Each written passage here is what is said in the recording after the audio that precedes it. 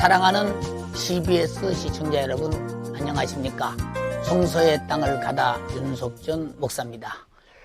오늘 또 성도를 은혜롭게 신학적으로, 지리적으로 또는 복음적으로 자세히 설명해 주실 홍순아 교수님, 우택주 교수님 나와 계십니다. 오늘 두 교수님 또 나와 주셔서 감사합니다.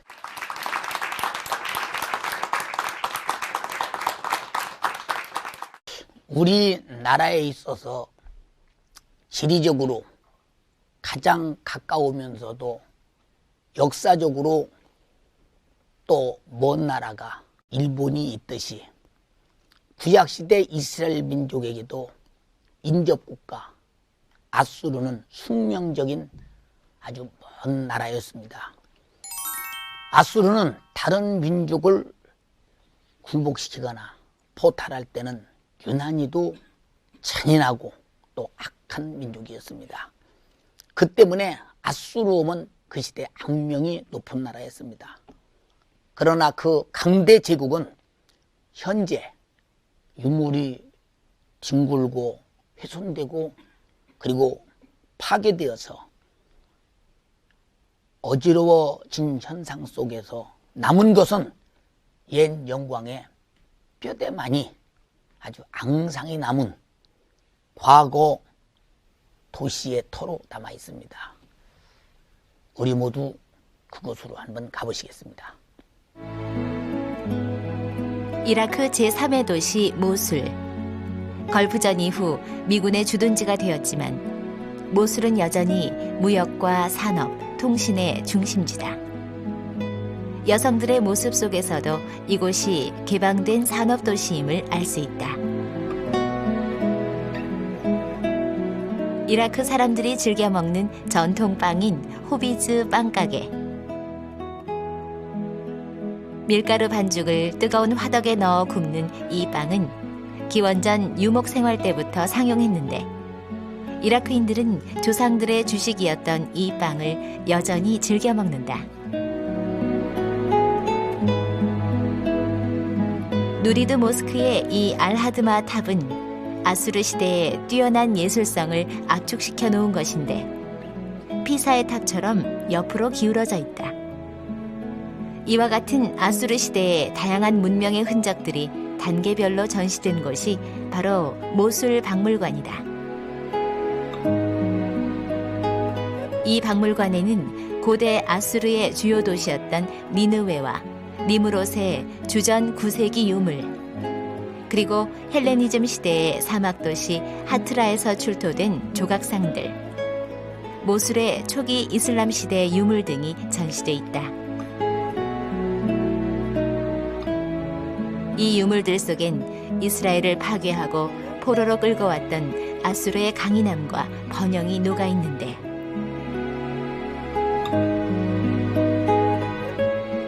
바로 그 번영의 주체가 사마리아 땅을 정복했던 아수르의 사르곤 왕이다. 우리는 지금 화면을 통해서 그 아수르 보셨습니다. 이렇게 보셔서는 저 속에 어떤 역사가 있는지 궁금함만 있습니다. 교수님들께서 아마 그 궁금함을 시원하게 풀어드릴 것입니다.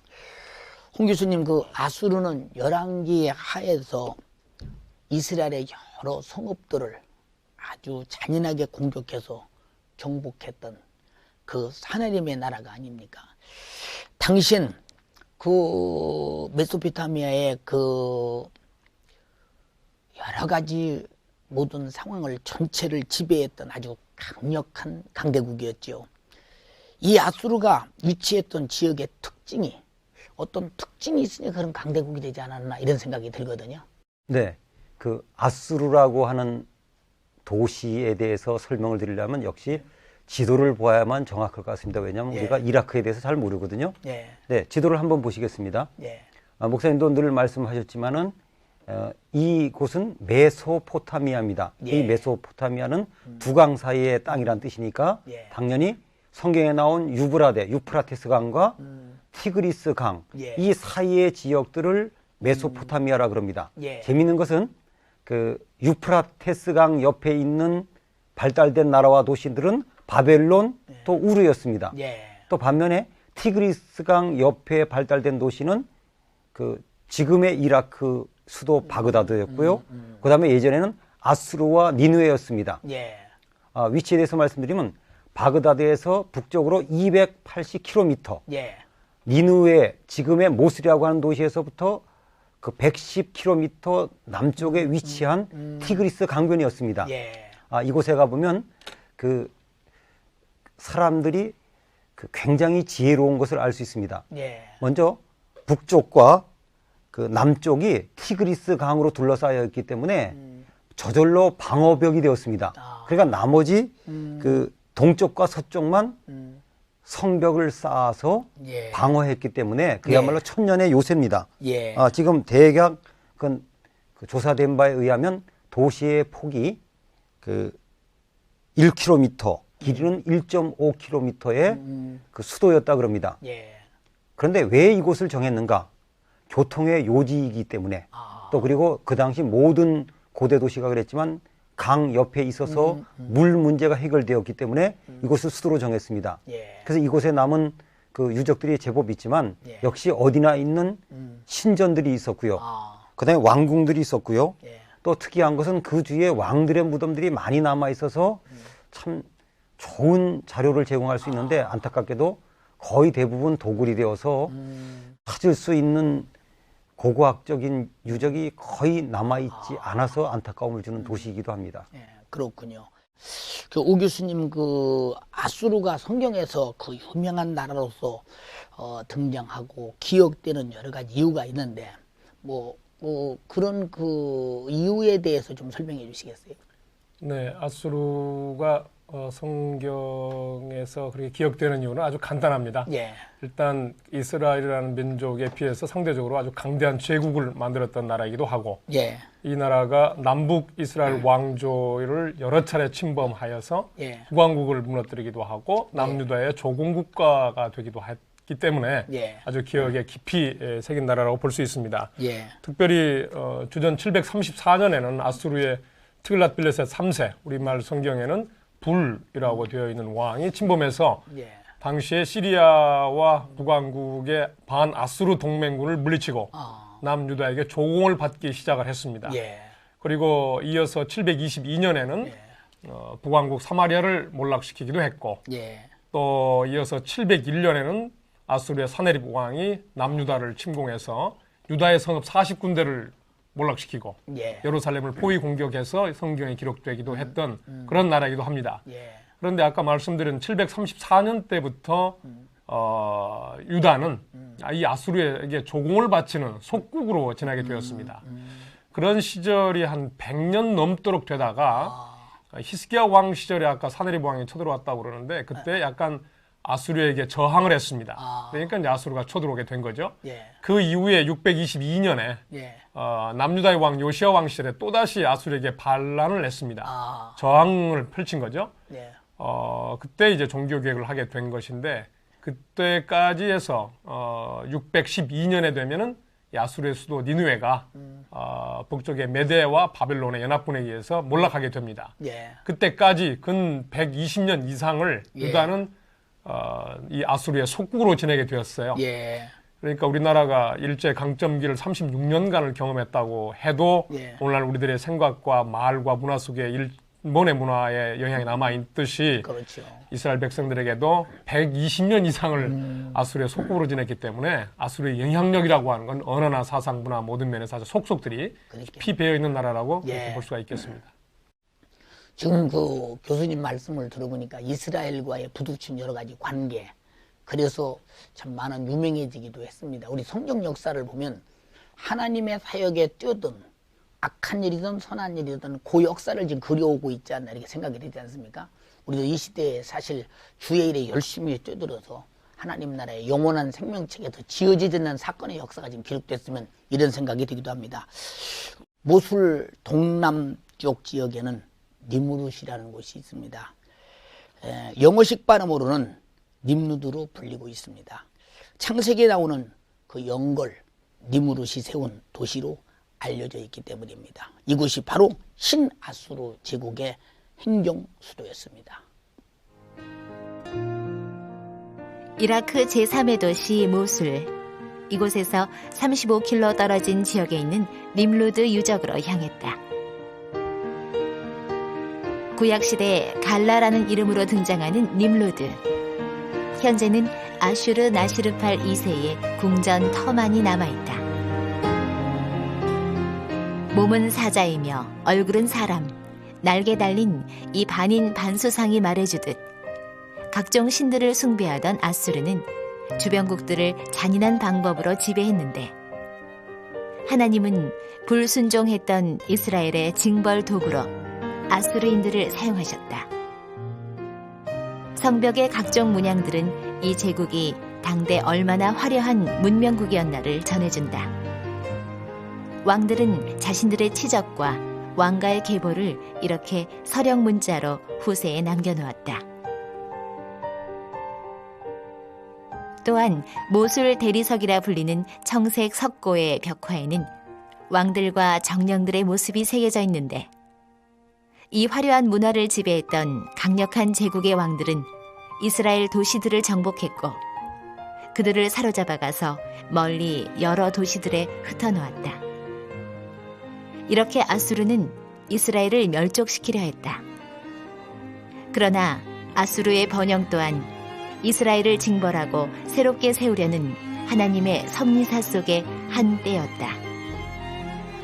그때가 다하자 아수르의 영광은 땅속으로 사라졌고 2500년의 침묵 속에 묻혀버렸다.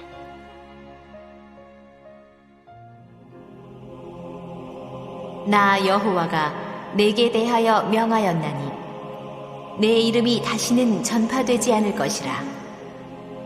내가 내 신들의 집에서 새긴 우상과 부은 우상을 멸절하며 내 무덤을 예비하리니 이는 내가 비루함이니라. 볼지어다 아름다운 소식을 보하고 화평을 전하는 자의 발이 산 위에 있도다. 유다야 내 절기를 지키고 내 서원을 갚을지어다. 지금 우리는 화면을 통해서 림루드의 사진을 봤습니다. 저 속에는 무엇이 들었을까? 어떤 역사가 들었을까? 많이 궁금합니다. 그 속에도 역시 하나님이 숨겨둔 어떤 역사가 있을 것입니다. 우리 교수님들과 함께 또 풀어가 보겠습니다. 홍 교수님, 우선 우리가 그 림루드 하면 뭐 생소한 분들이 많이 있지 않겠습니까? 그곳은 지형적으로 어디에 있는지 그 특징을 좀 말씀해 주시기 바랍니다. 예. 그 성경에 나온 여러 가지 용어들, 특별히 이 지명들이 굉장히 우리를 혼란스럽게 하고 또 현대와 연결을 시키니까 더 어렵게 만듭니다만은 그럼에도 불구하고 우리가 다시 한번 확인한 의미에서 지도를 보면서 말씀을 드리겠습니다. 다시 한번 그 메소포타미아에 있었던 그 도시들을 보면서 그 중에서 이 아수르와 연결된 것을 보겠습니다. 먼저 여기에 보시면 이 아수르라고 하는 것은 도시 이름입니다. 그러니까 그 나라 이름도 아수르였고 첫 번째 수도 이름도 아수르였습니다. 이것이 혼돈하기 쉬운데 도시 이름과 나라 이름이 같았기 때문에 생긴 일입니다. 그 다음에 이제 우리가 잘 아는 니느웨가 있었습니다. 그리고 그 우리가 지금 소개하는 이 갈라라고 하는 곳은 그 행정 수도로 또다시 건설했는데 이 니느웨 남동쪽 한 37km 떨어진 티그리스강 동쪽편에 새로 생긴 행정 도시였습니다. 그러니까 행정 수도를 하나 또 건설을 했는데 그것이 바로 그 갈라라 그러고요. 또 성경 이름은 별로 익숙지 않고 목사님 말씀한 대로 림루드라고 하는 고고학계에서는 굉장히 유명한 도시가 되겠습니다. 그것은 유명해진 이유가 많은 유물이 발굴되었고 소개되었기 때문에 유명합니다. 고대 도시가 그때 영향력에 따라서 유명해진 게 아니고 발굴이 잘 돼가지고 많이 알려지면 그것이 유명해지는 겁니다.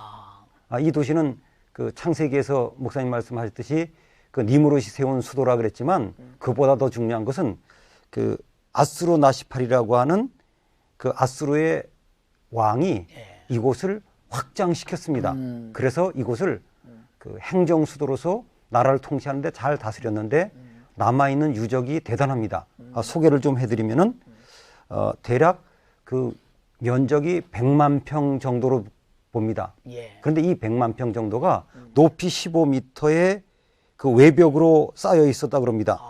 그리고 내성은 그 두께가 37m가 되는 엄청난 규모로 또다시 그 세워졌다 그럽니다. 예. 그래서 이 안에는 그 당연히 어디나 있는 지구랏이 지금도 이제 그 언덕으로 남아 있고요. 예. 또 여러 가지 왕궁도 있었습니다. 그리고 중요한 것은 그때 그 왕궁의 넓이가 60만 평이라 그러는데 예. 거기에서 많은 고대 문서들이 발견됐기 때문에 이곳이 중요하고요. 예. 또 세계 운물에서는 그 당시에 수많은 그 상아로 된 그 여러 가지 조각품들이 발굴이 되었기 때문에 이곳이 굉장히 유명한 곳이 되었습니다. 그리고 특별한 것은 이곳에 고고학계에서 블랙 오벨리스크라고 하는 아주 유명한 그 하나의 방첩답이 그 발굴되었는데 거기에 이스라엘의 예후왕이 굴복하는 장면이 생생하게 기록되어 있어 지금 박물관에 기록되어 있기 때문에 이 갈라는 굉장히 유명한 장소가 되겠습니다. 어찌 보면 이스라엘로서는 좀 수무스러운 장소이기도 역사 속에서 그렇지 않나 싶습니다. 사실 우리가 참 나라를 지키고 신앙을 지키는 것도 적의 그 애침이나 또 영적 침해를 받지 않기 위해서 더 노력하자면 안 되겠다 이런 교훈을 남기면서 참 많은 것을 느껴집니다. 그리고 특별히 이 님루드는 과거보다도 발굴자에 의해서 유명해졌다 하는 그런 면에 대해서 더 깊이 생각해 보는 것은 참 우리 모든 역사는 지나가면 사라지지만은 과거의 역사가 고스란히 발굴될 때 그런 좋은 역사를 우리는 또 볼 수 있지 않나 이런 생각이 되어집니다. 그 우 교수님 약수국이 원래 그 강대국의 침략을 당하고 때로는 의존을 하고 신화국가로 조공도 바치고 이러지 않습니까? 그게 바로 뭐 역대 세계사의 흐름이 아닌가 이렇게 싶습니다.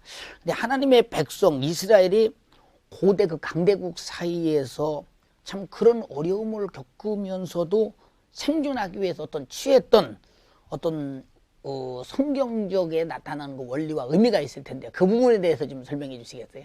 예, 목사님 참 굉장히 중요한 질문을 해 주셨습니다. 예. 이 질문과 관련된 사건이 제가 몇 차례 말씀드린 바대로 주전 734년에 예. 아수르의 티글랏필레셋 3세가 이 팔레스타인 지역을 침공할 때 예. 벌어졌던 한 예언자의 말씀 속에서 해법을 찾을 수가 있습니다. 예. 사건의 정황은 시리아와 북왕국 이스라엘이 반아수르 동맹을 맺고 남유다 왕, 당시의 왕이 아하스 왕인데 아하스 왕에게 자기 동맹군에 가입하라고 하는 것을 조건으로 침략을 해왔습니다. 그래서 남유다 왕이 이 반아수르 동맹에 가입을 할 것인가 아니면 전투가 맞서 싸울 것인가 아니면 맞서 싸울 만한 힘이 없으면 보다 큰 강대국인 아수르에게 원군을 청할 것인가 이걸 놓고 고민한 적이 있습니다. 예. 그럴 때 하나님의 사람인 선지자 이사야가 나타나서 절대로 반아수르 동맹국을 두려워하지도 말고 또 아수르 군대를 원조를 청하지도 말고 오직 하나님을 믿고 있어라 이러한 말씀을 던집니다. 결국 그 이사야서 전체 메시지이기도 하고 이사야 선지자가 남긴 중요한 메시지가 하나님을 믿으라 라고 하는 것입니다. 결국 이사야가 왕 아하스 왕에게 권고한 바는 믿음의 원칙대로 정치를 해 주십시오. 예. 믿음의 원칙이 뭐냐면 그것은 생명 존중하는 것입니다. 그리고 하나님이 지어놓으신 창조 질서를 회복하고 예. 이 세상을 평화가 가득하게 하는 정치를 정의와 공평의 정신에 입각해서 국내 정치를 하시면 백성들이 울선 안온하고 평강하고 잘 살 것이고 그러면 힘을 얻어서 강대국 사이에서 생존해 나갈 수 있겠다라고 하는 것을 멀리 내다보고 이사야가 아하스 왕에게 하나님만 믿고 있어라 라고 말씀한 것으로 볼 수가 있겠습니다. 예. 결국 믿음의 원칙대로 살아가노라면 어떤 위기와 역경도 풀어갈 힘이 그곳에서 나올 수 있다라고 하는 메시지를 우리가 읽어볼 수가 있습니다. 참 우리 신앙생활도 보면 때로는 어렵고 힘들 때마다 어떤 사람은 하나님을 원망하고 하나님을 떠나서 참 결국은 불신자가 되는 사람도 있고 어떤 사람은 그 가운데에서 참 우리 교수님 말씀대로 하나님이 원하시는 믿음의 원칙을 찾아서 그 모든 것을 하나님의 은혜로 해결하고 복을 받는 사람이 있습니다. 이런 여러 가지를 보면 이스라엘 백성들에게도 그런 선지자의 그 조언이 얼마나 좋은 조언이었나 싶으면서 우리도 어떻게 선택할 것인가를 잘 아마 이해하게 해주시는 말씀인 것 같습니다. 오늘 두 교수님들의 이 말씀을 들으면서 이스라엘과 아수르의 관계 많은 것을 배우고 우리가 신앙적으로 믿음적으로 많은 것을 공부했습니다. 아마 많은 시청자들이 많은 어떤 자기들의 생각에 대해서 무엇인가 아마 계획하고 나도 이렇게 살아야겠다는 각오가 새로워지지 않았나 싶습니다. 오늘 두 교수님 말씀을 들으면서도 또 저는 너무도 참 이렇게 참 통쾌하게 다 이해했는데 우리 방청객들은 그래도 또 우리가 또 알지 못하는 그런 부분을 질문하고 싶은 것 같습니다. 방청객의 질문을 받아보시겠습니다. 홍 교수님께 여쭤보겠습니다. 성경에 나와 있는 지명과 현재 저희가 알고 있는 지명이 서로 다른데 그 이유는 왜 그런지, 그리고 우리는 그 지명을 어떻게 받아들여야 되는지 알고 싶습니다. 예, 굉장히 중요한 질문을 하셨는데요. 많은 분들이 성경 지리에서 관심 있는 것이 그곳이기도 하고 또 그것 때문에 어려움을 당합니다. 첫 번째 경우는 성경에 나온 그 지명 이름과 지금 장소가 다르기 때문입니다. 그러니까 그 성경에 나온 장소를 추정하기 때문에 그런 일이 생기는 것은 어쩔 수가 없습니다. 두 번째, 제일 우리가 문제가 되는 것이 발음의 문제입니다. 이집트를 애굽으로, 아수르를 그 아시리아로, 이런 것은 그 번역의 문제이기 때문에 앞으로 이제 되도록 그 비슷하게 그 번역을 하면 좋을 것 같습니다. 그리고 현재는 어떻게 해야 되느냐? 애우는 수밖에 없습니다. 다른 길은 없습니다. 그 두 가지를 같이 애우면서 연결시키는 것밖에는 현재는 다른 길은 없는 것 같습니다. 우 교수님께 여쭈어보겠습니다. 고대 강국이었던 아수르는 한때 이스라엘 징계하던 하나님의 도구였다가 다시 심판의 대상으로 전락되었는데요. 여기에서 어떤 성경적 교훈을 얻을 수 있을까요? 네, 힘이 있는 국가나 힘이 있는 사람들이 꼭 배워야 할 중요한 교훈이 있습니다. 그것은 힘이 있을 때 그걸 가지고 남을 섬겨야 한다고 하는 중요한 교훈입니다. 힘이 있다고 남들을 해롭게 하고 그랬을 경우에는 노후에 나중에 가면은 반드시 그 해를 다 자기가 받게 되는 걸 볼 수가 있습니다. 우리 그리스도인들은 하나님의 축복을 받아서 힘을 얻기 위해서 열심히 살아가야 할 것입니다. 정치력도 길러야 되고 경제력도 길러야 되고 지식도 많이 길러야 될 것입니다. 그러나 그렇게 힘을 기르는 목적은 반드시 남을 살리기 위해서, 생명을 구하기 위해서, 옳은 일을 위해서, 그리고 섬기는 일을 위해서 할 때 그야말로 그 힘을 바르게 쓰는 것이라고 볼 수가 있는데, 그러한 교훈을 우리가 아수르 국가의 운명을 통해서 배울 수가 있겠습니다. 오늘 두 교수님의 말씀을 이렇게 들으면서 아수르와 이스라엘의 관계 속에서 우리는 많은 것을 접하고 많은 것을 공부했습니다. 아마 각자가 들은 대로 느끼고 의뢰받은 대로 아마 좋은 은혜가 되리라고 생각됩니다.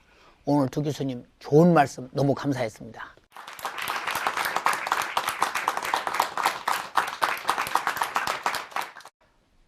이스라엘은 하나님이 세운 나라입니다.